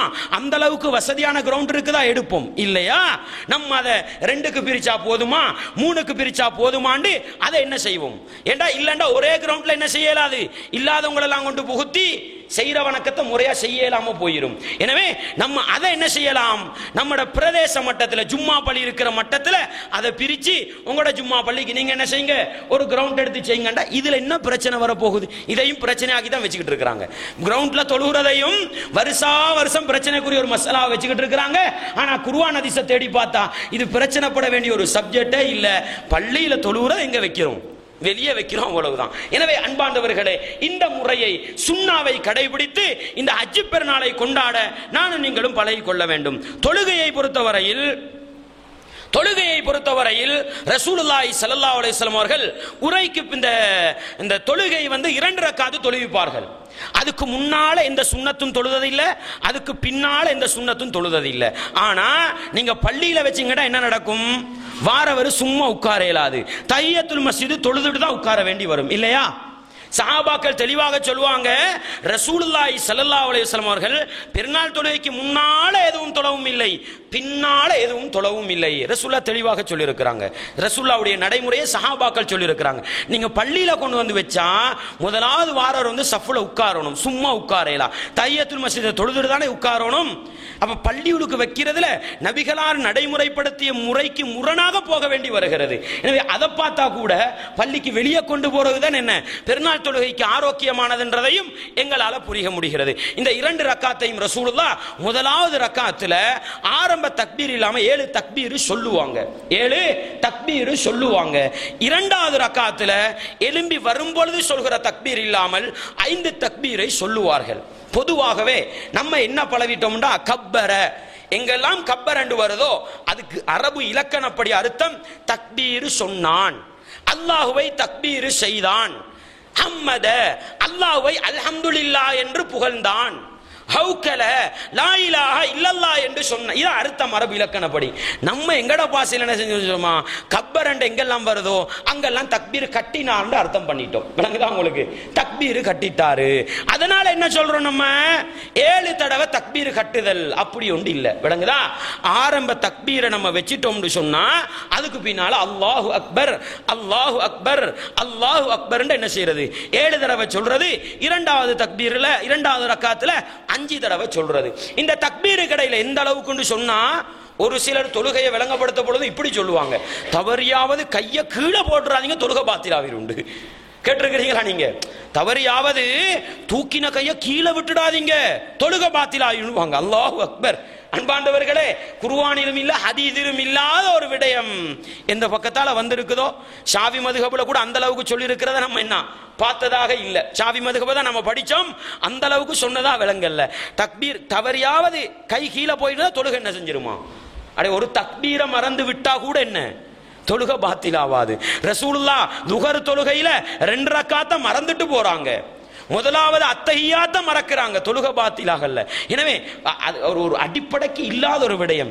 எனவே ஆரம்ப தக்பீரை சொல்லி நீங்க கையை வச்சிட்டீங்கன்னு சொன்னா 7 தடவை தக்பீர் சொல்லுதல் தானே தவிர தூக்கி கட்டுறதுக்கு என்ன வரல, எந்த ஆதாரமும் வரவில்லை என்பதை படிக்க வேண்டும். அதுலயும் தக்பீர் கடையில சுபான கலிமாவை சொல்லிக்கங்கண்டுவாங்க. ஹதீஸ்ல வருதா? எந்த ஹதீஸிலும் வரவில்லை. தக்பீர்களுக்கு இடையில் எந்த திக்ரும் இல்லை. அல்லாஹு அக்பர் அல்லாஹு அக்பர் அல்லாஹு அக்பர் அப்படி போறதுதானே தவிர இடையில எந்த திக்ரையும் ரசூலுல்லாஹ் காட்டி தரவில்லை. 7வது தக்பீருக்கு பின்னால நீங்க சூரத்துல் ஃபாத்திஹா, சூரத்துல் அலா, 2வது ரக்காத்துல சூரத்துல் ஃபாத்திஹாவோடு சூரத்துல் காஷியா, இதுதான் நபிகளாருடைய சுன்னால வந்திருக்குது. அதே போன்று இன்னும் பார்க்கலாம், என்னண்டா ரசூலுல்லாஹி ஸல்லல்லாஹு அலைஹி வஸல்லம் அவர்கள் பெருநாள் தொழுகையில சூரா காஃப் வல் குர்ஆனில் மஜீத் வரும் தானே, அதையும் சூரா அல் கமர் இக்தரபத்தி ஸாஅத்து வன்ஷக்கல் கமர் அதையும் ஓதினதாக வந்திருக்குது. அந்த 2 சுன்னாவும் வந்திருக்குது. அதை ஓதவும் முடியும், இதை ஓதிக்கொள்ளவும் முடியும் என்ற பாடத்தையும் நாங்கள் படிக்க வேண்டும். அன்பாண்டவர்களே, இஸ்லாமிய சகோதரர்களே, அதற்கு அடுத்த கட்டமாக தொழுகை முடிந்து விட்டால் நம்ம செய்ய வேண்டியது என்ன? அதுக்கு பின்னால போய் நம்ம செய்ய வேண்டியதுதான் உதுஹியா என்று சொல்லப்படுகின்ற அந்த வணக்கம். உதுஹியா என்ற வணக்கத்துக்கு ரசூலுல்லாஹி ஸல்லல்லாஹு அலைஹி வஸல்லம் அவர்கள் சாதாரணமாகவே அதுக்கு முன்னால பெருநாளுடைய தினத்தை கழிக்கிறதுக்கு இன்னும் ஒரு சில விடயத்தை சொல்றேன். எங்கட சமூகம் மிகவுமே தவற விட்ட ஒரு சில விடயங்கள் இருக்குது. பெருநாளுடைய தினத்தை எப்படி கழிக்கிறது தெரியாம இருக்குது எங்கட சமூகத்துக்கு. அதனால பாப்பீங்க, ஒரு சாரார் படம் பார்க்கிறது தான் வேலை. பெருநாள் வந்தா லீவு தானே, இன்னொரு சாராரு சும்மா எந்த பயனும் இல்லாம வீண் விளையாட்டு மியூசிக் கேட்கிறது அதுலயும் இதுலயும். ஆனா பெருநாளுடைய தினத்தை ரசூலா நல்ல முறையில கழிக்கிறதுக்கு வழிமுறை காட்டி தந்தாங்க. உங்களோட வீட்டில் இருப்பாங்க சின்ன புள்ளகள் இருப்பாங்க பாருங்க, ஆண் பிள்ளைகளும் இருப்பார்கள் பெண் பிள்ளைகளும் இருப்பார்கள். இவர்களை வைத்து என்ன செய்யலாம், நல்ல முறையில பாட்டு நிகழ்ச்சிகள் ஏற்பாடு பண்ணலாம். நல்ல இஸ்லாமிய கீதங்களை சொல்லிக் கொடுத்து, அல்லாஹ்வை பத்தின கவிதைகளை சொல்லிக் கொடுத்து, இஸ்லாத்தை பத்தின கவிதைகளை சொல்லிக் கொடுத்து என்ன செய்யலாம், குடும்பங்கள் 5-6 குடும்பங்களை ஒரு வீட்டுல சேர்ந்து புள்ளகளை பாட வச்சு என்ன செய்யலாம், சந்தோஷமா இல்லையா? புள்ள பாடுறது குர்ஆன் போட்டி வைக்கலாமா இல்லையா, கசீதா போட்டி வைக்கலாமா இல்லையா, இப்படி ஒரு பக்கத்துல சந்தோஷமா இருக்கலாம். ஆயிஷா ரதியல்லாஹு அன்ஹா சொல்லுவாங்க, பெருநாளுடைய தினத்தில் என்னுடைய வீட்டிலே ஒரு சில சின்ன பொம்பளை புள்ளகள் என்ன செய்வாங்க, துஃப்ருக்கு தானே ஒரு பக்கம் திறந்த ரபான் இருக்குது பாருங்க, அதை தட்டி தட்டி என்ன செய்வாங்க, பாட்டு படிச்சுக்கிட்டு இருப்பாங்க. நபிகளாரும் என்னோட சேர்ந்து இருப்பார்கள் என்ற செய்தியை புகாரில பார்க்க முடிகிறது. எனவே அந்த அடிப்படையில் என்ன செய்யலாம், சின்ன புள்ளகளை வச்சு என்ன செய்யலாம், பாட வச்சு ஆட வச்சு மகிழலாம். இது பெருநாளை கழிக்கிற ஒரு சந்தோஷ முறை. அதே போல என்ன ஆயிஷா ரதியல்லாஹு அன்ஹா சொல்லுவாங்க, பெருநாளுடைய தினத்தில கருப்பினத்தவர்கள் இருக்கிறாங்க பாருங்க, அவங்க நபிகளாருடைய பள்ளிக்கு பக்கத்தில் ஒரு விளையாடக்கூடிய ஒரு இடம் இருந்தது, விளையாடக்கூடிய ஒரு இடம் இருந்தது. அந்த இடத்துல என்ன செய்வாங்களாம், ஈட்டி எறிந்து அம்பு ஏந்தி பழகுவார்களாம். நபிகளார் பார்த்துக்கிட்டு இருப்பாங்க. ஆயிஷா நாகி போகும் பொழுது கேட்பாங்க, ஆயிஷாவை பார்ப்பதற்கு தேவையாக இருக்கிறதா, வந்து பாரு என்று சொல்வார்களாம். ஆயிஷா நாகி சொல்றாங்க, நபிகளாருடைய இந்த தோள் பகுதியில என்னுடைய நாடியை வச்சு நான் பார்த்துக்கிட்டு இருந்தேன், எனக்கு போதும் என்று தோண்டும் வரைக்கும் நபிகளார் என்னை திருப்பி அனுப்பவில்லை என்று ஆயிஷா ரதியல்லாஹு அன்ஹா அவர்கள் சொல்லக்கூடிய செய்தியை புகாரியிலே பார்க்க முடிகிறது. எனவே இது போன்ற விளையாட்டு நிகழ்ச்சி ஏற்பாடு பண்ணலாம். மாற்று மதத்தவர்கள் இதை செய்யறாங்க. மாற்று மதத்தவர் அவங்களோட உருது வந்தா பெரிய விளையாட்டு போட்டிகள், பைக்கல் ரேஸ் வைக்கணுமா, அந்த விளையாட்டு எல்லாம் நடக்குது. எங்கட சமூகத்தில் முழுக்க படமும் நாடகம் உண்டு, வீணா போயிருக்குது எங்கட சமூகம். அன்பாண்டவர்களே, பெருநாளுடைய தினம் நல்லா என்ன செய்யுங்க, நுகர் தொழுகைக்கு பின்னால் ஒரு விளையாட்டு நிகழ்ச்சி, அசர் தொழுகைக்கு பின்னால் ஒரு விளையாட்டு. அப்ப எங்கட வாலிபர்கள் வழி தவறி போக மாட்டாங்க, சமூகத்துடைய சிந்தனை சிதறி போகாது. பெருநாளை நல்ல முறையில் இஸ்லாம் காட்டி தந்த முறைப்படி என்ன செய்யலாம், கழிக்கலாம் என்ற ஒரு பாடத்தை நம்ம படித்துக் கொள்ள வேண்டும். அன்பாண்டவர்களே, இந்த பெருநாளை கொண்டாடுகிற பொழுது இஸ்லாத்துக்கு முரணானவைகளை செஞ்சு சந்தோஷம் கொண்டாடக்கூடாது. நம்முடைய சமூகத்தில் நிலைமை என்ன தெரியுமா, பெருநாள் வந்தால் பட்டாசு கொடுத்து ஆரம்பிச்சாச்சு, இருக்குதா இல்லையா? பெருநாள் வந்தா நோன்பு பெருநாளைக்கு புற கண்டா சரி இந்தா வெடிக்க ஆரம்பிக்குது, ஹஜ்ஜி பெருநாளைக்கு மகரிபு தொழுதுட்டா சரி 9வது அண்டு இந்தா வெடிக்க ஆரம்பிக்குது. அன்பாண்டவர்களே, நபிகளாருடைய வழிமுறையில் இல்லாத மாற்று மத கலாச்சாரத்தை பின்பற்றி வீண்விரயம் என்று சொல்லப்படுகின்ற இஸ்ராஃபுக்குள் எங்களை கொண்டு போய் சேர்க்கக்கூடிய இந்த பாவத்தை செய்ய வேண்டுமா? நபிகளார் ஸல்லல்லாஹு அலைஹி சொன்னார்கள், மறுமை நாளையில 4 கேள்விக்கு பதில் சொல்லாமல் ஒரு மனிதனால் ஒரு எட்டும் எடுத்து வைக்க முடியாது என்றார்கள். அந்த 4 கேள்விகள் ஒன்று தெரியுமா, எப்படி சம்பாதித்தாய், எப்படி செலவழித்தாய். நீங்கள் ஒரு வெடில் ஒரு பட்டாசு போடுவதற்கு 10 ரூபா போகுதுன்னு வைங்க, இத பத்தி அல்லாஹ் கேட்க மாட்டானா மறுமையில? சஹாபாக்கள் எல்லாம் உள்ளதெல்லாம் இஸ்லாத்துக்காக செலவழிச்சாங்க, நம்ம போய் அவங்களுக்கு முன்னால வெடில் போடுறதுக்கு 10 ரூபா 100 ரூபா போச்சுன்னு சொல்ல போறோமா? கேவலம் கேவலம். அன்பாண்டவர்களே, இஸ்லாமிய சகோதரர்களே, மாற்று மதத்தவர்கள் தான் ஒரு மனிதனை வரவேற்பதற்காக, விழா கொண்டாடுவதற்காக, வெற்றியை அடையாளப்படுத்துவதற்காக என்ன செய்வார்கள், பட்டாசு கொளுத்துவார்கள். நபிகளாருடைய உம்மத்துக்கு வெற்றிக்குரிய அடையாளம் தக்பீர் சொல்வதுதான், தக்பீர் சொல்வதுதான். எந்த அளவுக்குண்டா, இப்னு உமர், இப்னு அப்பாஸ் ரதியல்லாஹு அன்ஹு போன்றவர்கள் எல்லாம் பாதையில தக்பீர் சொல்லிக்கொண்டே போவாங்களாம், பாதை நடுக தக்பீர் சொல்லிக்கொண்டே போவார்களாம். ஏன்? நம்ம பெருநாள்ல இருக்கிறோம், நம்ம பெருநாள்ல இருக்கிறோம்ன்றதை காட்டுறதுக்கு. அந்த வழிமுறைக்கு மாற்றமாக வெடில் போட்டு கை தட்டி என்ன செய்ய தேவையில்லை, பெருநாளை கொண்டாட வேண்டிய அவசியம் கிடையாது என்பதையும் கவனத்தில் கொள்ள வேண்டும். அதிலும் பெற்றோர்கள் அல்லாஹ்விடத்தில் மாட்டிக்கொள்ளக்கூடாது.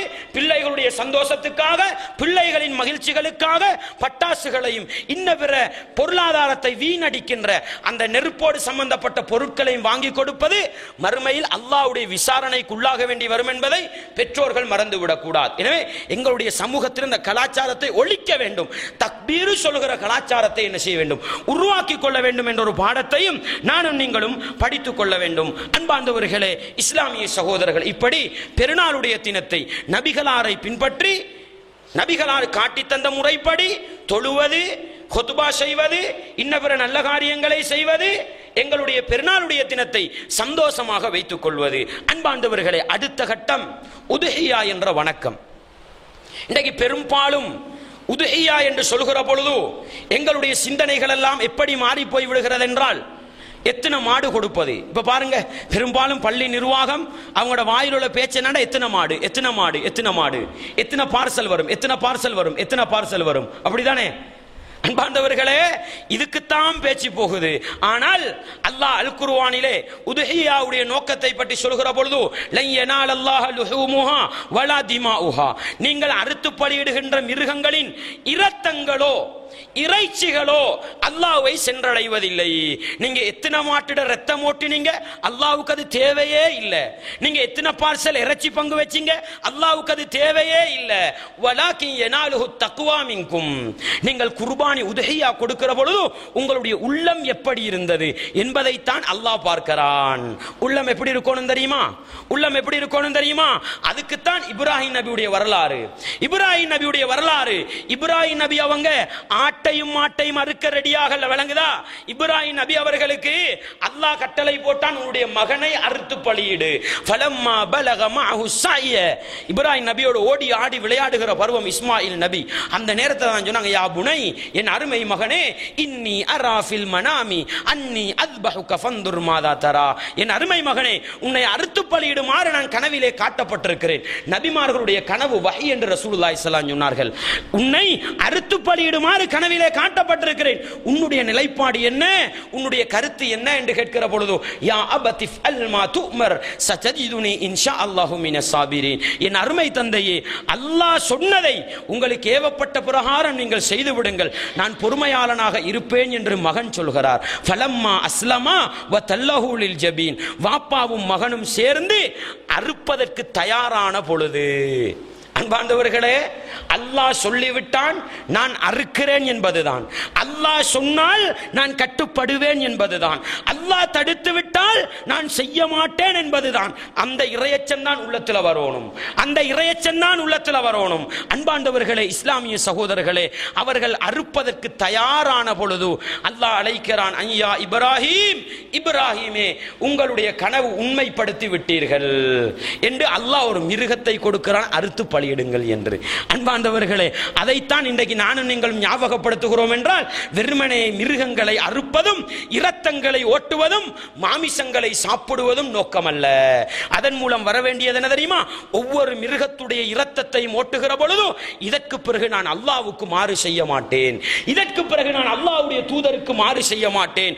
ஒவ்வொரு இறைச்சி துண்டையும் ருசித்து ருசித்து சாப்பிடுகிற பொழுது நான் அல்லாஹ்வுடைய கட்டளைகளை எடுத்து நடப்பேன், நபிகளாருடைய சுன்னாக்களை பின்பற்றி நடப்பேன் என்ற இந்த மனநிலை மாற்றத்தை ஏற்படுத்துவதுதான் குர்பானியுடைய நோக்கம் என்பதை முதலாவது புரிந்து கொண்டு இந்த குர்பானியை எப்படி செய்ய வேண்டும். அன்பார்ந்தவர்களே, இஸ்லாமிய சகோதரர்களே, குர்பானியுடைய சிறப்பு சம்பந்தமாக குர்பானி கொடுப்பதை வலியுறுத்தி ஏதாவது ஹதீசுகள் வந்திருக்கிறதா என்று தேடி பார்த்தால் ஒரே ஒரு ஹதீஸை பார்க்கலாம்.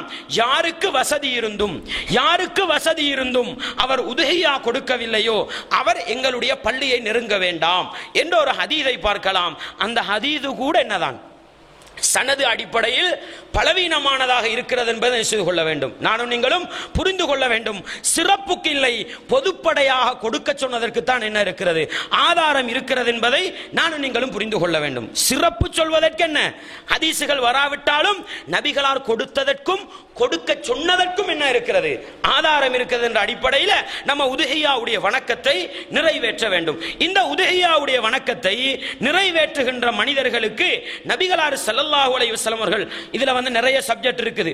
இந்த உதுஹியாவை பேசும் பொழுது நம்ம கட்டாயம் பேச வேண்டியதுதான், இஸ்லாம் மிருகவதையை ஆதரித்ததா அல்லது மிருகவதைக்கு எதிரான ஒழிப்பு சட்டங்களை கொண்டு வந்ததான் தனியே பேச வேண்டியிருக்குது.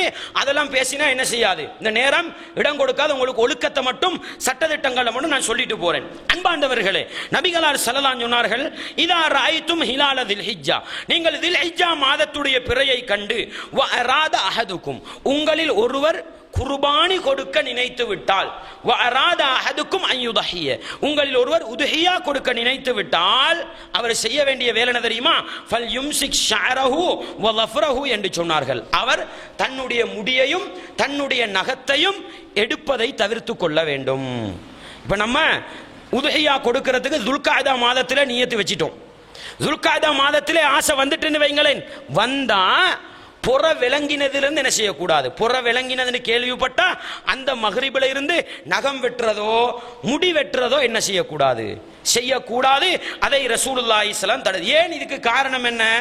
நான் ஆரம்பத்திலே உங்களுக்கு சொன்னேன், எதுக்கு காரணம் வரலையோ அதுக்கு காரணம் தேடுறது மூமின்களுடைய பண்பல்ல.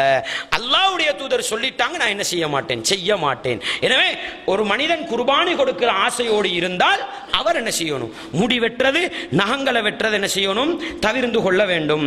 அடுத்த கட்டம் என்னன்னு சொன்னா, பொதுவாகவே இந்த உதுஹியாவை பொறுத்த வகையில் அதுக்கு நம்ம ஒரு மிருகத்தை தேர்வு செய்ய வேண்டியிருக்குது. ஆடு, மாடு, ஒட்டகம், இந்த மூணுலையும் தான் ரசூலுல்லாஹ்வுடைய சுன்னா இருக்குது. அதுலயும் உதுஹியா என்று வரும் பொழுது நேரடியாக சம்பந்தப்படுவது என்னதான், ஒட்டகம், ஆடு தான் சம்பந்தப்பட்டிருக்குது. உதுஹியா இந்த மாட்டுக்கு என்ன இருக்குது, அனுமதி இருக்குது. அப்ப எங்களுக்கு சிலர் என்ன செய்யறாங்கடா, பங்கு கொடுக்கறதுலயே கவனம் செலுத்திக்கிட்டு இருக்கிறாங்க. பங்கு எந்த அளவுக்குண்டா, இஸ்லாமிய அறிஞர்கள்ல ஒரு சாரார் இருக்கிறாங்க, அவங்க என்ன தெரியுமா சொல்லுவாங்க, பங்கு கொடுக்க ஏலாண்டு சொல்லுவாங்க. ஆனா அது மர்ஜூஹான தட்டப்பட்ட ஒரு கருத்து, ராஜியான ஏற்றுக்கொள்ளப்பட்ட ஹதீஸுக்கு உட்பட்ட ரசூலுல்லாஹி ஸல்லல்லாஹு அலைஹி வஸல்லம் சொன்னார்கள். இந்த சஹாபாக்கள் சொல்றாங்க, நாங்க நபிகளாருடைய காலத்துல உதுஹியாவுடைய மிருகத்துல என்ன செஞ்சோம், மாட்டிலையும் ஒட்டகத்திலையும் 7 பேர் சேர்ந்து கொடுத்தாங்கன்னு வந்திருக்குது. சிலர் என்ன தெரியுமா சொல்லுவாங்க, அது ஹுதைபியாவுக்கு வந்தது, ஹதிக்கு வந்தது. ஹதி என்று சொன்னா ஒரு மனிதர் உம்ரா செய்ய போறார் அல்லது ஹஜ்ஜி செய்ய போறார், அவரால் போக முடியல, அந்த வணக்கத்தை செய்ய முடியலன்னா அவர் கொடுக்கிறது தான் என்ன, ஹதி. ரசூலுல்லாஹ் ஹுதைபியா உடன்படிக்கை நேரம் என்ன, உம்ரா செய்யத்தானே போனாங்க. போன இடத்துல மக்காவுக்கு போக விடாமல் தடுக்கப்பட்டார்கள். உடனே ரசூலுல்லாஹ் என்ன செஞ்சாங்க, ஹதி கொடுத்தாங்கன்னு நம்ம ஹதீசுகளை பார்க்கிறோம். அதுல தான் 7 பேர் சேர்ந்து கொடுக்கலாம்னு வந்திருக்குது. உதுஹியாவுக்கு வரலன்னு தடுக்கக்கூடிய அறிஞர்களும் என்ன செய்யறாங்க, இருக்கிறாங்க. எனவே நல்லா விளங்கிக்கங்க, என்னண்டா நீங்க பங்கு கொடுக்கிறத விட ஒரு ஆட்டை வாங்கி கொடுக்கலாமா, அது என்னதான் தனியே ஒரு மனிதன் உலுஹியா கொடுக்கிறது தான் என்ன முதன்மை. ரசூலுல்லாஹி ஸல்லல்லாஹு அலைஹி வஸல்லம் அவங்க பங்கு கொடுத்ததாக வரல. அந்த ஹுதைபியா உடன்படிக்கையின் பொழுது வந்த அந்த ஹதீஸ் மட்டும்தான் நிக்குது என்ற அடிப்படையில் நம்ம என்ன செய்யறது, நமக்கு வசதி நினைக்க இந்த பக்கத்தில் ஒரு ஆடு என்ன செய்யலாம், 10,000க்கு எடுக்கலாமா, ஆடு ஒரு 10,000க்கு எடுக்கலாம். பங்கு கொடுத்தாலும் என்ன செய்யணும், அந்த அளவு கொடுக்க வேண்டியிருக்கு. எனவே ஒரு ஆட்டை எடுத்து நீங்க தனி என்ன செய்யுங்க, உதுஹியா கொடுங்க. அதுக்கு ரசூலுல்லாஹ்வுடைய சுன்னாவுல நிறைய ஆதாரம் இருக்குதுன்றதை பார்க்க முடிகிறது. அதுல மிருகத்தை நம்ம தேர்வு செய்யும் பொழுது வயதெல்லையை ரசூலுல்லாஹ் போட்டாங்க. எப்படி போட்டாங்க, வயதெல்லையை போடும் பொழுது 1 வயது, 2 வயது, 3 வயது என்று ரசூலுல்லாஹ் போடல. அன்றைக்கு இருந்த அந்த நடைமுறைப்படி ஒவ்வொரு கட்டத்துக்கும் ஒவ்வொரு வார்த்தை பாவிக்கப்பட்டது. முஸின்னத் என்று பாவிக்கப்படும், ஜத்அத் என்று பாவிக்கப்படும், அதூத் என்று பாவிக்கப்படும், இப்படி பல வார்த்தைகள் பாவிக்கப்பட்டது. அதை வச்சு தான் என்ன செய்யப்பட்டது, மிருகங்களுக்கு வயது குறிக்கப்பட்டது. ரசூலுல்லாஹி ஸல்லல்லாஹு அலைஹி வஸல்லம் சொன்னார்கள், லா ததுபஹு இல்லா முஸின்னதன், முஸின்னத்தான மிருகத்தை தவிர நீங்கள் அறுத்து பலியிட வேண்டாம். முஸின்னத் என்று சொன்னா என்ன, பால் குடி மறந்ததுக்காக ஒரு பல்லு வரும், அது ஆடோட மாடோட உருண்டு பிறந்தவங்களுக்கு என்ன அது தெரியும், நமக்கு தெரியாவிட்டாலும் பால்குடி மறந்ததுக்காக என்ன செய்யும், ஒரு பல்லு முளைக்கும். அந்த பல்லு முளைச்ச மிருகங்களை தான் என்ன செய்ய சொல்றாங்க, ரசூலுல்லாஹ் கொடுக்க சொல்றாங்க. அது ஒவ்வொரு ஆட்டுல கூட பலவிதமா வித்தியாசமா, எப்படி சாதாரணமா வெள்ளாடுன்னு சொல்லுவாங்க, அதுல ஒரு கட்டம் இருக்கும், செம்பரி ஆட்டுல இன்னொரு கட்டம் இருக்கும். இப்படி ஒவ்வொரு ஆட்டுக்களுக்கு இடையில வித்தியாசம் இருக்குது. மாடுகளுக்கு இடையில என்ன இருக்குது, ஆட்டுக்கும் மாட்டுக்கும் வித்தியாசம் இருக்குது. எனவே இந்த ஹதீதுகளை வச்சு இந்த முஸின்னத்து, ஜத்அத்து, அதூது இந்த வார்த்தைகளை வச்சு வயசல்ல எப்படி சொல்லுவாங்கன்னு சொன்னா, பொதுவாக மாடுகளாக இருந்தா 2 வருஷம் பூர்த்தியானதாக இருக்கணும். மாடுகளாக இருந்தால் 2 வருஷம் பூர்த்தியானதாக இருக்கணும். மைதுன்னு சொல்லி சாதாரணமான ஆடுகள் இருக்குது பாருங்க, வெள்ளாடு என்று சொல்லுவாங்க, அதுவாக இருந்தா 1 வருஷம் பூர்த்தியாக இருக்கணும். செம்பரி ஆடாக இருந்தா அது 6 மாசம் பூர்த்தியாக இருக்கணும். இந்த வார்த்தை வித்தியாசங்களை வச்சு தான் என்ன சொல்லுவாங்க, முஸின்னத்து ஜஸஅத்ன்றதை வச்சு என்ன செய்வாங்க சொல்லுவாங்க. எப்படியோ நம்ம பார்க்கும் பொழுது கன்று குட்டின்ற பருவம் இல்லாம அது ஆடுன்ற பருவத்துக்கு வந்திருந்தா என்ன செய்யறது, நம்ம அதுல கவனமா இருக்கணும். ஏண்டா சிலர் என்ன செஞ்சாங்கன்னா கண்டு குட்டியெல்லாம் என்ன செஞ்சிடறாங்க, ஏமாத்தி தந்துட்டு போயிடுறாங்க. மிச்சம் கவனமாக இருக்கணும். பால்குடி மறந்த கட்டத்தை தாண்டினதாக இருக்க வேண்டும் என்பதையும் நம்ம படித்துக் கொள்ள வேண்டும். அன்பாண்டவர்களே, இஸ்லாமிய சகோதரர்களே, அந்த அடிப்படையில் ஒரு சில மிருகங்களை ரசூலுல்லாஹ் அறுத்து பலியிடவே வேண்டாம் என்று சொன்னார்கள். ஒரு சில மிருகங்களை அறுக்க கூடாதுன்னு ரசூலா தடுத்தாங்க. அந்த பட்டியல வரக்கூடியது என்ன? ரசூலுல்லாஹி ஸல்லல்லாஹு அலைஹி வஸல்லம் அவர்கள் சொன்னார்கள், மிருகங்களை தேர்வு செய்யும் பொழுது லா தஜூசு ஃபில் லஹாயா, உதுஹியா கொடுப்பதற்கு செல்லுபடியாகாத மிருகங்கள் அல் ஔராஉல் பய்யினு அவருஹா, கண்ணுடைய குருட்டு தன்மை வெளிப்படையா விளங்குது, இது குருடுதான் அப்படின்னு இருந்தா அந்த மிருகத்தை என்ன செய்ய, இறைச்சிக்கு அறுக்கலாம். நல்லா விளங்கிக்கங்க, இறைச்சிக்கு சாப்பிடுறதுக்கு அறுக்கலாம். உதுஹியான்ற வணக்கத்துக்கு என்ன செய்யக்கூடாது, கண் குருடு வெளிப்படையா இருக்குதுன்னா என்ன செய்யலாது, அறுக்கிறதுக்கு இயலாது. வல் மரீதத்துல் பய்யினு மரதுஹா, நபிகளா சொன்னாங்க, ஒரு மிருகம் நோயாளியாக இருக்குது, நோய் வெளிப்படையா விளங்குது. சில நேரம் அது மாட்டுல நல்ல அறிவுள்ளவங்களுக்கு தான் அந்த நோய் விளங்கும், அதை ரசூலா சொல்ல வரல, வெளிப்படையா நோய் விளங்குது. அப்படி இருந்தா என்ன, அந்த மிருகத்தையும் கொடுக்க கூடாதுன்றாங்க. வல் அர்ஜாஉல் பய்யினு தலஉஹா, நபிகளா சொல்றாங்க, நொண்டியாக இருக்குது, ஊனம் யாரு பார்த்தாலும் கண்ணுக்கு விளங்குற அளவுக்கு என்ன நொண்டி நொண்டி போகுது, அப்படி இருந்தாலும் என்ன செய்யலாது, அந்த மிருகத்தை கொடுக்க இயலாது. அதே போல சொன்னாங்க, வல் கபீரத்துல்லத்தி லா துங்கி, நபிகளா சொல்றாங்க, அந்த மாடு முத்தி போய் இருக்குது, எந்த அளவுக்கு முத்தி இருக்கு தெரியுமா, எலும்பு மச்சை இல்லாத அளவுக்கு முத்தி போய் இருக்குது. இது உண்மையிலே எங்களால பார்க்க முடியாது. மாட்டுல நல்ல அனுபவம் உள்ளவர் பார்த்தா சொல்லுவாரு, இந்த மாடு இந்த தரத்துல தான் இருக்கும், இந்த மாட்டுக்கு எலும்பு மச்சை இல்ல அப்படின்னு சொல்ற அளவுக்கு இருக்கும்டா, அந்த மாட்டையும் என்ன ரசூலுல்லாஹி ஸல்லல்லாஹு அலைஹி வஸல்லம் அவர்கள் கொடுக்க வேண்டாம் என்று சொன்னார்கள். அடுத்ததாக ரசூலுல்லாஹி ஸல்லல்லாஹு அலைஹி வஸல்லம் அவர்கள் கொம்பையும் காதையும் கவனிக்க சொன்னார்கள். கொம்பு உடைந்திருந்தால் அதையும் என்ன செய்யக்கூடாது, ரசூலுல்லாஹ் உதுஹியாவுக்காக பாவிக்க கூடாதுன்னு சொன்னாங்க. அதே போல காது வெட்டி தொங்கிக் கொண்டிருந்தாலோ அல்லது ஈட்டி போன்ற ஆயுதங்கள் போலால காது கிழிக்கப்பட்டிருந்தாலோ, ஓட்டை ஒன்று விழுந்திருக்குது, எப்படி இருந்தாலும் என்ன செய்யக்கூடாது, காது கிழிஞ்சிருந்தாலோ அல்லது காது வெட்டப்பட்டிருந்தாலோ அல்லது காதுல ஓட்ட போடப்பட்டிருந்தாலோ, நம்ம இன்றைக்கு என்ன வாங்கினதை கொண்டு வாரத்துக்காக லைசம் பண்றதுக்கு கொடுக்குற ஓட்டை அல்ல, இயல்புல என்ன அந்த ஆற்ற காதுல ஓட்ட விழுந்திருக்குதுன்னா என்ன செய்யலாது எடுக்கிற. நம்ம வாங்கும் பொழுது நல்லா தான் இருக்குது, வாங்கின பிறகு புத்தகத்துல இருந்து என்ன ஆனமடுவைக்கு கொண்டு போக வேண்டியிருக்குது, அதுக்காக நம்ம ஒரு இதொண்டு அடிப்போம் தானே கிளிப்போண்டு, அந்த நேரத்தில் வர ஓட்டையில நல்லா விளங்கிங்க, இல்லாட்டி நமக்கு என்ன செய்யலாம் போயிடும், மாடு கொண்டு போய் கொடுக்கலாதுன்ற நிலைமை. எங்களோட ஊர்ல எல்லாம் மாடே கொடுக்கலானது, ஏன் இங்கேயாவது மாடு காண்ட இடத்துல நிற்கிது, நம்ம ஊர்ல என்ன இங்கிருந்து கொண்டு போய் தான் என்ன செய்யணும். எனவே இன்றைக்கு அரசாங்க சட்டப்படி லைசன்ஸ் எடுக்கிறதுக்காக என்ன செய்வாங்க, அதல்ல எடுக்கும் பொழுது காது கிழிஞ்சிருக்குது அல்லது காதுல என்ன ஏதோ ஒரு கம்புக்கு குத்திப்பாடு ஓட்டை ஒன்று விழுந்திருக்குது, அப்படி இருக்கும்டா என்ன செய்யக்கூடாது, அதையும் உதுஹியாவுக்கு கொடுக்க. இதை நல்லா விளங்கிக்கங்க, அதுக்காக மொத்தமா அறுக்கக்கூடாதுன்றது அல்ல, எங்களுக்கு சாப்பாட்டுக்கு இறைச்சிக்கு அறுத்து தின்னலாம், உதுஹியாவுக்கு என்ன செய்யாது, இந்த மிருகங்கள் செல்லுபடியாகாது என்று ரசூலுல்லாஹி ஸல்லல்லாஹு அலைஹி வஸல்லம் அவர்கள் சொன்னார்கள். அடுத்தது, உதுஹியாவுடைய மிருகத்தை எப்பொழுது அறுப்பது? ரசூலுல்லாஹி ஸல்லல்லாஹு அலைஹி வஸல்லம் அவங்க சொன்னாங்க, பெருநாளுடைய தினத்தில் நாங்க முதலாவது செய்யறது தொழுகைதான், தொழுகையை முடிந்த பிறகு சும்ம நர்ஜிஅ ஃபனன்ஹர், நாங்க திரும்பி வந்து நாங்க மிருகத்தை அறுத்து பலியிடுவோம் சொல்லி போட சொன்னார்கள். ஃபமன் ஃபஅல ذلك ஃபகத் அஸாப சுன்னத்தனா, யாரெல்லாம் தொழுகை முடிந்த பிறகு அறுத்து பலியிட்டார்களோ அவர்கள் எங்களுடைய சுன்னத்துக்கு நேர்பட்டவர்கள். வமன் ذبح فإنما هو لحم கத்தமஹுலியாஹ்லிஹி, யாரெல்லாம் தொழுகைக்கு வாரத்துக்கு முன்னாலேயே அறுத்துட்டாங்களோ அது அவங்களோட குடும்பத்துக்கான இறைச்சே அல்லாம அது உதுஹியாவா என்ன செய்யாது, செல்லுபடி ஆகாது. எனவே உதுஹியா கொடுக்கிற நேரம் எதுதான், தொழுகை முடிஞ்சு வந்ததுக்கு பின்னாலன்றதை என்ன செய்து கொள்ளணும், நம்ம பதிவு செய்து கொள்ள வேண்டும். அன்பாண்டவர்களே, இஸ்லாமிய சகோதரர்களே, அடுத்த கட்டம் நம்ம அறுக்கும் பொழுது பேண வேண்டிய முறையில் ஒன்றுதான், யார் உதுஹியா கொடுக்கிறாரோ அவர்தான் அறுக்க தகுதியானவர். ரசூலுல்லாஹி ஸல்லல்லாஹு அலைஹி வஸல்லம் அவங்க அவர்களுடைய கையால தான் என்ன செஞ்சாங்க, அறுத்தாங்க.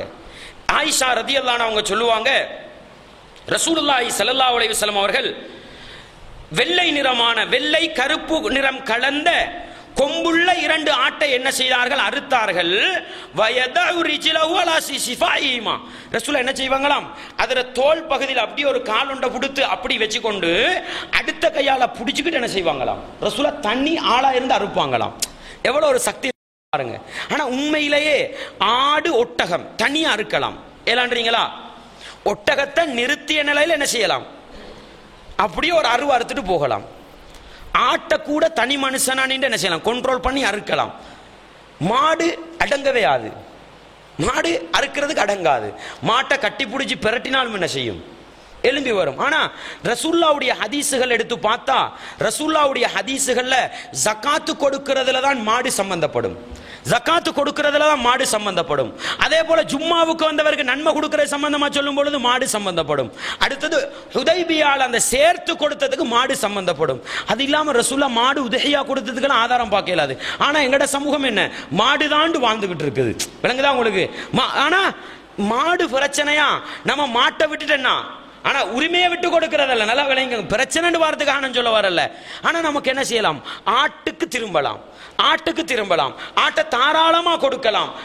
ஆட்டுல யாருமே கவனம் செலுத்துறது இல்ல, பங்கு சேர்ந்து மாடு கொடுப்போம்ன்றதெல்லாம் இருக்குது. ஆனா ரசூலுல்லாஹ் கொடுத்தது என்ன, ஆட்டை தனி மனுஷனா நின்று கொடுத்திருக்கிறாங்க. எனவே நம்மளா கொடுக்கிற மாட்டை, நம்மளா கொடுக்கிற ஆட்டை நம்மட கையால அறுக்கிறதும் என்னதான், நபி வழியில உள்ளதுதான். நம்மளால முடியாதா, சக்தி இல்லையா, ரத்தம் ஓடுறத பார்க்கலதா, வேறொருத்தர பொறுப்பு சாட்டி கொடுக்கலாம். ஆனா சிறப்பு எதுதான், அவரவர்களோட மிருகத்தை கொடுக்கிறதான். அதுல நீங்க ஒரு விஷயத்தை விளங்கணும், என்னண்டா, இந்த மிருகங்களை அறுத்து பலியிடுற நேரம் ஒரு மனிதன் உள்ளத்தில் என்ன வரும், ஒரு வீரம் வரும், ஒரு கட்ஸ் ஒன்று வரும். இந்த நேரம் ஒரு முஸ்லிம் பயந்த கோழையாக இருக்கக்கூடாது. நபிகளா சொன்னார்கள், அல் முஃமினுல் கவியு கைரும் மினல் முஃமினில் லைஃப் என்று சொன்னார்கள். பலவீனமான மூமினை விட பலசாலியான மூமின் சிறந்தவன் என்று சொன்னாங்க. எனவே மூமின் கோழையா இருக்க, ரத்தத்தை கண்டா ஓடுறவனா இருக்கப்படாது. அவன் எப்படி பிரச்சனைக்கு முகம் கொடுக்கிறது, எப்பொழுதும் வீரம் உள்ளவனாக, தீரம் உள்ளவனாக, தைரியம் உள்ளவனாகத்தான் யார் இருக்க வேண்டும், ஒரு மூமின். அதுக்கு சிறந்த வழிதான் உதஹியாவை கொடுக்கிறதுல என்ன செய்வோம், ஆடு மாடுகள் அறுக்கிறதுல ரசூலுல்லாஹ் அறுத்தாங்கன்னா நம்ம யாரு, அப்படிதானே? எதானெல்லாம் அறுக்கலாம், கத்தியால தானா அறுக்கணும் அப்படின்னா, எதுனால எல்லாம் மிருகத்துக்கு வருத்தம் இல்லாமல் இரத்தத்தை ஓட்டலாமோ அதனால எல்லாம் அறுக்கலாம். ஆனா ரசூலுல்லாஹ் இந்த நகத்தையும் எலும்பையும் என்ன செஞ்சாங்க, ரசூலுல்லாஹி ஸல்லல்லாஹு அலைஹி வஸல்லம் தடுத்தாங்க. எப்படி ஹதீஸ் வருகிறது, ஒரு பெண்மணி என்ன செய்றாங்க, சரி ரசூலுல்லாஹி ஸல்லல்லாஹு அலைஹி வஸல்லம் சொல்றாங்க, எதுவெல்லாம் இரத்தத்தை ஓட்டுமோ அதுவெல்லாம் மிருகத்தை ஹலாலாக்கும், இல்ல சின்ன வசாயிரல் இலாம். ரசூலுல்லாஹ் சொல்றாங்க, இந்த பல்லு இந்த பல்லாலையும் அதே போல இது எலும்பு இவைகளால இரத்தத்தை ஓட்டினா அது ஹலால் ஆகாது. அது அல்லாம எதனால எல்லாம் ரத்தத்தை ஓட்டலாமோ அதெல்லாம் எந்த அளவுக்குண்டா, நபிகளாருடைய காலத்தில் ஒரு பெண்மணி வாராங்க, பாதையில நடந்து வரும் பொழுது ஒரு ஆடு சாகுற கட்டத்தில் இருக்குது. உடனே அந்த பெண்மணி என்ன செய்யறாங்க, ஒரு கல்லு, இந்த திருவண்ணா கல் இருக்குது பாருங்க, கருங்கல்லுன்னு சொல்லுவோம் தானே, அது மாதிரி ஒரு கல் எடுத்து அந்த மிருகத்தை அறுத்து ரத்தத்தை ஓட்டிடுறா. நபிகளாட்ட வந்து தீர்ப்பு கேட்ட உடனே அமரபி அக்லிஹா, அதை சாப்பிடுமாறு ரசூலா ஆர்டர் பண்ணினாங்க. இது புகாரில வரக்கூடிய செய்தி, புகாரில உங்களுக்கு இந்த ஹதீஸை பார்க்கலாம். எனவே ரத்தத்தை எதனால எல்லாம் மிருகத்துக்கு வருத்தம் இல்லாம ஓட்டலாமோ அதனால என்ன செய்யலாம், ஓட்டிக்கலாம். ஆனா ரசூலுல்லாஹி ஸல்லல்லாஹு அலைஹி வஸல்லம் சொன்னாங்க, நீங்க மிருகத்தை அறுப்பதற்கு முன்னால் கத்தியை என்ன செய்து கொள்ளுங்கள், தீட்டிக் கொள்ளுங்கள் சொன்னாங்க. எனவே எது கூர்மையாக இருக்குமோ அதனால எல்லாம் அறுத்து பலியிடலாம் என்றதையும் நம்ம படித்துக் கொள்ள வேண்டும். அடுத்த கட்டம் என்னன்னு சொன்னா, எப்படி அறுக்கும் பொழுது என்ன சொல்றது. சிலரை பாத்தீங்கன்னா அறுக்கும் பொழுது இவர் வாய்க்கு வந்ததையெல்லாம் சொல்றது. இன்னைக்கு பெருநாள் தக்பீர்னு சொல்லுவாங்க தானே, கபீரா வல்ஹம்துலில்லாஹி கஸீரா, அப்படி அதெல்லாம் சொல்லிக்கிட்டு இருப்பாங்க.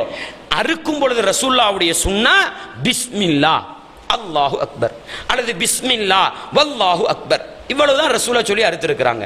அதை சொல்லி அறுத்துருவோம்டா அந்த மிருகம் என்ன செஞ்சிடும், செல்லுபடியாகிரும், ஹலாலாகிரும். அறுத்த பிறகு இரத்தம் ஓடி அதனுடைய உயிர் தானாக போகும் வரைக்கும் என்ன செய்யக்கூடாது, அந்த மிருகத்தை உரிக்கிறதோ அந்த மிருகத்துக்கு வேற வேலை பார்க்கிறதோ இருக்கக்கூடாது. அந்த மிருகத்தை ஓய்வாக விட வேண்டும், அதனுடைய இரத்தம் சென்றடைவதற்காக. சரி, ஒரு மனுஷர் என்ன செஞ்சாரு, மிருகத்தை முஸ்லிம் அறுத்துட்டாரு, பிஸ்மில்லாஹ் சொல்ல மறந்துட்டது. இப்ப என்ன செய்யறது, நபிகளாரிடத்தில் இந்த கேள்வி வருகிறது, அல்லாஹ்வின் தூதரே, எங்களிடத்தில் இறைச்சிகள் மாமிசங்கள் வருகிறது, அதுக்கு பிஸ்மில்லாஹ் சொன்னாங்களா சொல்லலையான்னு தெரியாது, ஆனா முஸ்லிம் தான் கொண்டு வந்து தந்திருக்கிறார். ரசூலுல்லாஹ் சொன்னாங்க, நீ பிஸ்மில்லாஹ் சொல்லி சாப்பிடுன்னு சொன்னாங்க. உங்களுக்கு எங்களுக்கு ஒரு முஸ்லிம் என்ன செய்யறாரு, சாப்பாட்டு பார்சலை கொண்டு வந்து தாராரு, அவர் பிஸ்மில் சொன்னாரா இல்லையான்னு தெரியாது. ரசூலுல்லாஹ் சொன்னாங்க, நீ பிஸ்மில்லாஹ் சொல்லி சாப்பிடு, அவ்வளவுதான். ஏண்டா ஒரு முஸ்லிம் ஒரு முஸ்லிம் அறுக்கும் பொழுது அல்லாஹ்வுக்காகத்தான் அறுப்பான், ஆனா மறந்துட்டான். குற்றவாளியா? மறந்தால் வேணும்னு என்ன செய்யக்கூடாது, அல்லாஹ்வுக்காக இல்ல வேறொரு கடவுளாக கொடுக்கிறேன் அறுத்தா தான் குற்றமே அல்லாமல் அல்லாஹ்வுக்காகத்தான் அறுக்க வந்தாரு. 10 ஆடு அறுக்கிற இடத்துல 10 மாடு அறுக்கிற இடத்துல என்ன செஞ்சிட்டு மறந்தா நம்ம பிஸ்மில்லா சொல்லி சாப்பிட வேண்டியதுதான் என்ற ஒழுக்கத்தையும் உதுஹியாவுடைய பாடத்தில் நானும் நீங்களும் படித்துக் கொள்ள வேண்டும். அன்பார்ந்தவர்களே, இஸ்லாமிய சகோதரர்களே, அறுத்து முடிந்த பிறகு என்ன செய்யலாம்? அறுத்து முடிஞ்சதுக்கு பிறகு ரசூலுல்லாஹி ஸல்லல்லாஹு அலைஹி வஸல்லம் அவங்க ஆயிஷா நாயகி சொல்லுவாங்க, நபிகளார் ஸல்லல்லாஹு அலைஹி வஸல்லம் அவர்கள் 2 ஆட்டை அறுத்தார்கள். அதனுக்கு 2 ஆடும் கொம்புள்ள ஆடு, யதௌஃபி சவாதின் வ யப்ருக்கு ஃபி சவாதின். அவங்க சொல்றாங்க என்னடா, கருப்பு கலந்த ஒரு மிருகத்தை என்ன செஞ்சிருக்கிறாங்க ரசூலுல்லாஹி ஸல்லல்லாஹு அலைஹி வஸல்லம் அவங்க அறுத்து இருக்கிறாங்க. அண்டா அவர கண் புருவம் இது கருப்பா இருந்திருக்கும், அதனுடைய இந்த கீழ் பகுதி கருப்பா இருந்திருக்கும் அப்படின்னு சொல்றாங்க. அதனுடைய கால் பகுதி கருப்பா இருந்திருக்கும், அடுத்த பகுதி எல்லாம் என்ன வெள்ளையா இருந்திருக்கும். கருப்பும் வெள்ளையும் கலந்த 2 ஆட்டை அறுத்தாங்க. அறுக்கும் பொழுது அறுத்து போட்டு என்ன சொன்னாங்கன்னு சொன்னா, ரசூலுல்லாஹி ஸல்லல்லாஹு அலைஹி வஸல்லம் பிஸ்மில்லா சொல்லி அறுத்து போட்டு, அல்லாஹும்ம தக்கப்பல் மின் முஹம்மதின், முஹம்மதிடத்திலிருந்தும் வ ஆலி முஹம்மதின், முஹம்மதுடைய குடும்பத்துக்காகவும் வ மின் உம்மத்தி முஹம்மதின், முஹம்மதுடைய குடும்பத்துக்காகவும் இந்த மிருகத்தை நீ ஏற்றுக்கொள்வாயாக அப்படின்னு சொல்லி போட்டு என்ன செஞ்சிருக்கிறாங்க ரசூலுல்லாஹ் அறுத்து பலியிட்டு இருக்கிறாங்க. முஸ்லிம்ல ஹதீஸ் பார்க்க முடியுது. சில நேரம் நமக்காக மட்டும் கொடுப்போம், சில நேரம் ஒரு ஆட்டத்தான் கொடுப்போம், ஆனா நம்மட பொஞ்சாதி புள்ள குட்டிக்கெல்லாம் கொடுக்கணும்னு ஒரு ஆசை இருக்கும், நமக்கு அந்த அளவு வசதி இருக்காது. அப்படி இருந்தா என்ன செய்யறது, நம்ம பிஸ்மில்லான்னு சொல்லி போட்டு இப்படியே துவா செஞ்சீங்க, யா அல்லாஹ் இந்த ஆட்டை எனக்காகவும் என்ற பொஞ்சாதி என்ற புள்ள குட்டிக்காகவும் அங்கீகரிச்சு கொண்டு சொல்லி போட்டு என்ன செய்யலாம், அறுக்கலாம் என்ற ஒரு சுன்னாவையும் ரசூலுல்லாஹி ஸல்லல்லாஹு அலைஹி வஸல்லம் அவங்க உதுஹியாவுடைய பாடத்தில் என்ன செய்றாங்க எங்களுக்கு காட்டி தருகிறார்கள். அன்பாண்டவர்களே, இஸ்லாமிய சகோதரர்களே, இப்படி ரசூலுல்லாஹி ஸல்லல்லாஹு அலைஹி வஸல்லம் உடைய சுன்னா இருக்கிறது என்பதை நானும் நீங்களும் பதிவு செய்து கொள்ள வேண்டும். அடுத்த கட்டம் என்னன்னு சொன்னா, அறுத்து முடிந்த பிறகு ரசூலுல்லாஹி ஸல்லல்லாஹு அலைஹி வஸல்லம் சொன்னாங்க, அதனுடைய மாமிசத்தையோ அதனுடைய தோலையோ கூலியாக கொடுக்க கூடாது. கூலிக்கு என்ன செய்யலாது. சிலர் என்ன செய்வாங்கடா, ஒரு மாடு அறுக்கிறதுக்கு ஒரு 1000 ரூபாய் எடுக்கிறாங்கன்னு வைங்களேன். ஒரு மாடு அறுக்கிறதுக்கு 1000 ரூபாய். என்ன சொல்றாங்க, நம்ம 500 ரூபாய் தாரம், நீங்க தோல் எடுத்துக்கிட்டு போங்க. அவர் எப்படி ஒப்பந்தம் பண்றாரு, மாடு அறுக்கிறதுக்கு 1000 ரூபாய் கேட்கிறாரு. இவங்க சொல்றாங்க, இல்ல நம்ம 500 ரூபாய் தாரம், தோலை நீங்க எடுத்துக்கங்க. அப்ப தோல் என்ன செய்கிறது, அரைவாசி கூலியா போகுது. இப்படி கொடுக்கலாமா? கொடுக்க கூடாது. தோல் சும்மா கொடுக்கணும், தோல் சும்மா கொடுக்கப்பட வேண்டியது. சிலர் என்ன செஞ்சிருவாங்கடா, இப்படிதான் நமக்கு அதெல்லாம் தர முடியாது, நீங்க அறுக்கிறதுக்காக ஒரு 10 பார்சல் தாரோண்டுவாங்க. ஏழுமா? அப்படி ஏழுமா? கூலியாக இறைச்சியையோ மாட்டின் எந்த பகுதியையும் கொடுக்க கூடாது.